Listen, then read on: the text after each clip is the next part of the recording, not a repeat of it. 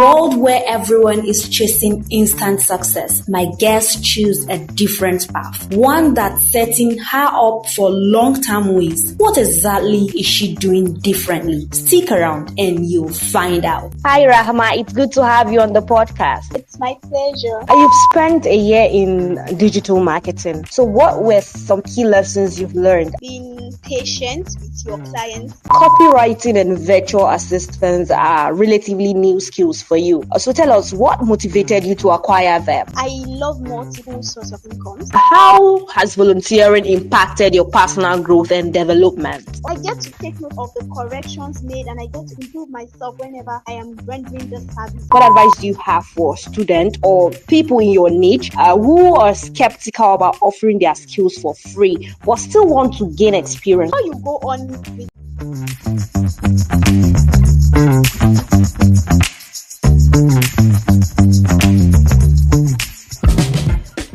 Campus Hustlers with Fatima, Zakariyya.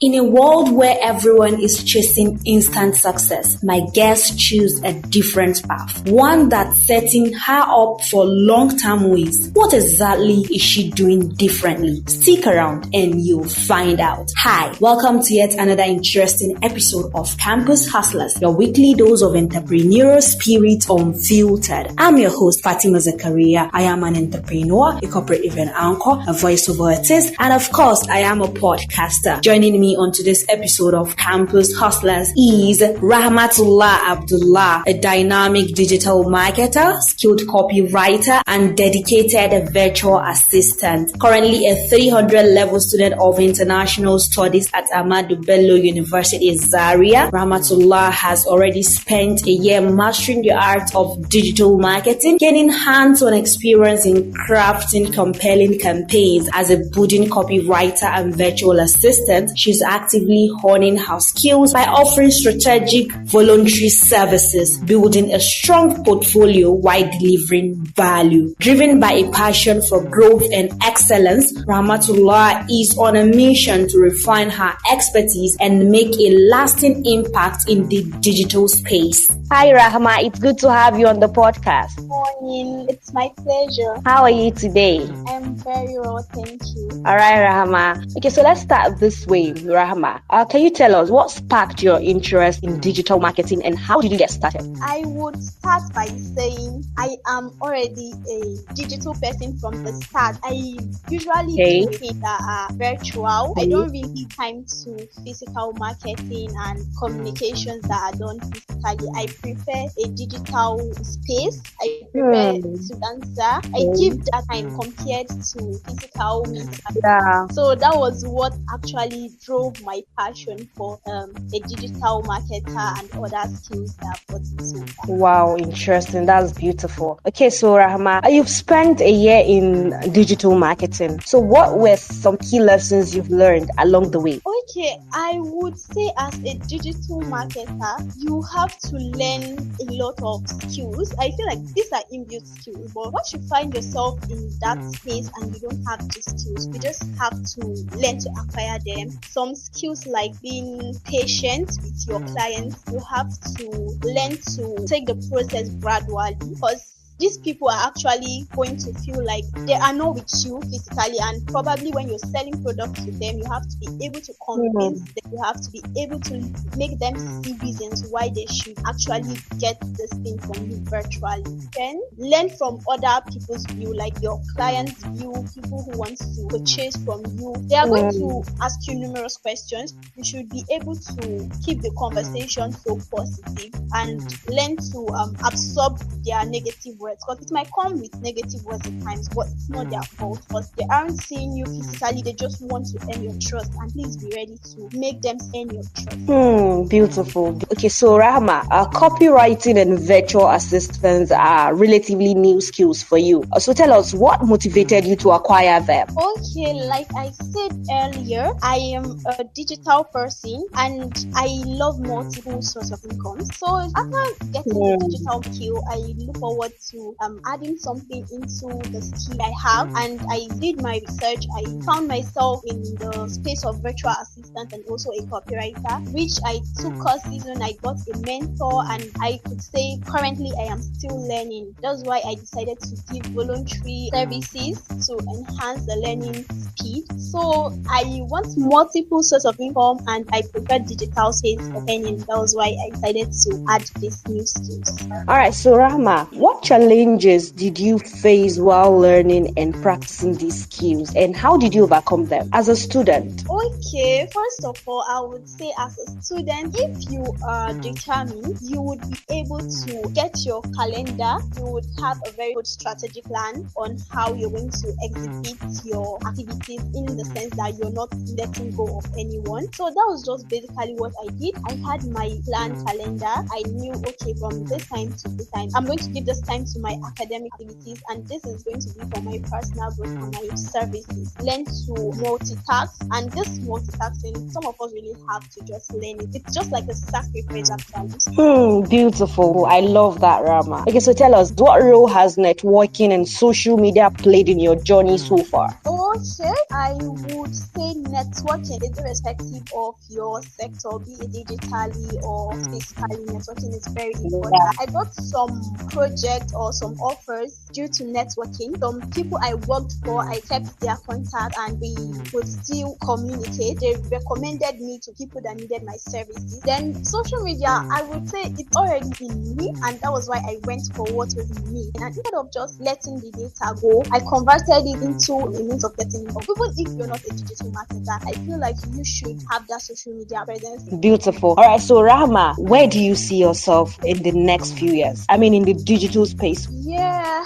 first of all, like I say, I welcome multiple sources of income, and I am a digital person. That was why I embraced the digital marketing. And then when I felt like I needed more skill, I added the virtual assistant and the copywriting skill, which all of them currently, I would say I'm still improving myself, and that's one of the reasons why I'm doing voluntary services. So in the next few years, I'm going to be capturing a very successful digital marketer or a freelancer that's going to be mentoring other freelancers and help them grow, sharing my challenges from how it all started. Instead of working with international countries, not just within my closed national border, I want to thrive in the international space. I want to render my services across borders, share knowledge, expertise, challenges, and the scale of freelancing as a whole. Interesting. And I pray that you will get there by God's grace, Rahma.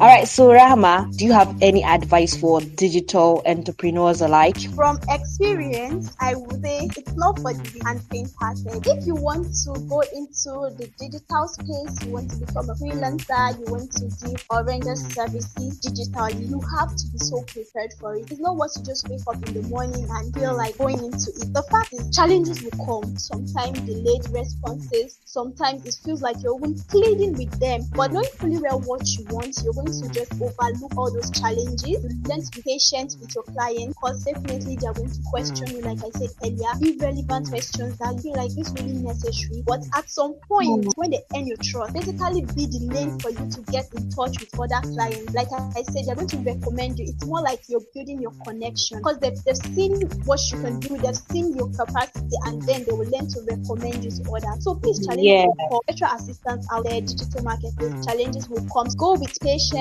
Learn to give them reasons to earn your trust. Beautiful. Learn to give them reasons, one, why they should trust you. This is beautiful, and it's a key takeaway for me. Okay, so Rahma, quickly before we dive into the second segment of the podcast, people have been listening and they can't wait to connect with you. So tell us, where can listeners find you? Okay, I am on LinkedIn, Rahmatullah Abdullahi. Interesting. Okay, so Rahma, it has really been an amazing conversation with you as far as the first segment of the podcast is concerned, and I can't wait to hear what you have for us in the second segment of the podcast. Okay, so listeners, we are about to dive into the second segment of the podcast. we are going to be exploring the topic of volunteering, a catalyst for personal growth. Some people see volunteering as working for free, but what if it's actually the fastest way to gain skills, connections, and real-world experience? Rahma has cracked the code. Let's talk about it. Okay, so Rahma, tell us, what motivated you to start volunteering? Okay, first I would say virtual assistant and copywriting are new skills I'm trying to thrive into, like deeper into. And while acquiring the skills, I needed to give practical services to be sure of my journey, to be sure I'm not making mistakes, to be sure I am right track. And you can only do that by giving your services, rendering your services. And currently, people who seek digital services out there want people who are already giving these services. They need to know your year of experience, like the work you've done, portfolios. So I thought of that, and I knew I just needed to do voluntary work to be able to measure my progress. And so far, it's been so good. When you render those services, I don't want people to see it as you're giving free services or maybe you're being cheated or no. It's self-development. You're working on your growth. You're learning to learn from mistakes. Once you render these services for free, they're going to let you know if it's okay or if there are lapses, if there are flaws where you should chip in some things, where you should erase some things and stuff like that. So it's part of your growth. You're learning through that. That's why I thought about the whole thing and I went into giving voluntary services, and so far it's been amazing. Beautiful. And Rama, I can relate with what you just said. It's true. Before I used to think that for somebody who just finished a course or so, and somebody is asking you for 6 months of experience, 1 year of experience, before I used to feel like they are wicked. Not until I realized that it is something you ought to have started even before you finish a particular course. Sometimes you ought to have started laying your hands on practicals. It's just like a school. We are in the university, for example, and we see fresh graduates and they are asking them for 5 years of experience, 2 years of experience. And before I would be like, these people are wicked. Why would you be asking me for 2 years of experience? I just graduated. I later realized that, okay, it's not like that. You have to start while in school. If you're listening to this podcast right now, just as Rahma said, the best way to even go about this is by volunteering, because it also counts as experience. Okay, so Rahma, tell us, how has volunteering impacted your personal growth and development? Okay, I would say having mentors in this new lane, that's copywriting and virtual assistant, I get to take note of the corrections made and I get to improve myself whenever I am rendering the service. So it has really helped correct my mistakes. It has really helped to shape the flaws that I've had in the space. I've gotten the opportunity to erase them and add in some things, improve my writing skills and virtual assistant skills. Interesting. Okay, so Rahma, tell us, looking back on your volunteering experience, what advice would you give to someone who's just starting out? Yeah, I just started out also. Get to your mentor, and I feel like your mentor is not going to tell you everything. You need to figure out things yourself. I would say if you're starting out as a newbie in this digital space, it's not really easy. The luck is very thin for you to immediately get someone that's going to pay you as a newbie, like going to employ you to render your services as a newbie. But once you've given out voluntary services as a newbie, you're even going to do more than somebody that started for a while but has just worked for a few people and has decided not to give out services. And I want newbies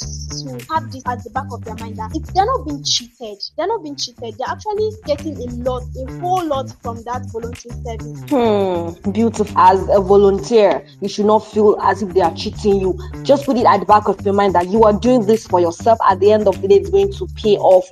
It is yourself that you are building. All right, so Rahma, it has really been an amazing time with you. Thank you so much for coming on my podcast. But then let me ask you this question. What advice do you have for students or people in your niche who are skeptical about offering their skills for free but still want to gain experience? What advice do you have for them? I was actually at this position before I decided that I'm going to give up my service for free. And the advice I would give to people in my niche is, before you go on with whatever you want to be it a physical entrepreneur, a digital, a freelancer, anything, you should learn to study the environment you're staying in and learn to understand what your environment needed. So I went online when I was looking for clients to tell, okay, yes, publicize my skills and stuff. All what they were after is your years of experience. So how am I going to get this experience if everybody that wants to employ you and pay you see your success story? That is just basically the best way or the easiest way to get them success stories, portfolios, and years of experience is by giving voluntary work, giving voluntary services, and learning from the process. So that's it. Please don't have that mindset of instead. Learn to observe your environment, and that was what I did. Interesting. Again, if you're volunteering, nobody is cheating you. Instead, you're building yourself. Okay, so Rahma, like I said, it has really been an amazing time with you. Thank you so much for coming on my podcast, and I hope that if I should call upon you next time, we are definitely going to accept my invite again. For sure, it has been an amazing session, and trust me, I really enjoyed every bit of it. I did too. I'm so sure that our listeners too enjoyed every bit of this conversation. My notebook is filled up. Thank you so much. I feel so happy right now. All right, you're welcome, Rama. You're welcome. All right, hustlers, that's all we have for you today. I hope this episode ignites your entrepreneurial fire. I hope you now understand that if you're volunteering, nobody is treating you. Instead, you're building yourself. You are building your portfolio. You are trying to make yourself a better person. Rate and review this podcast using the hashtag Campus Hustlers on all social media platforms. If you're yet to subscribe, hit the subscribe button now. Until next week, stay hungry, stay focused, and keep hustling. Bye-bye. Campus Hustlers with Fatima Zakariyya.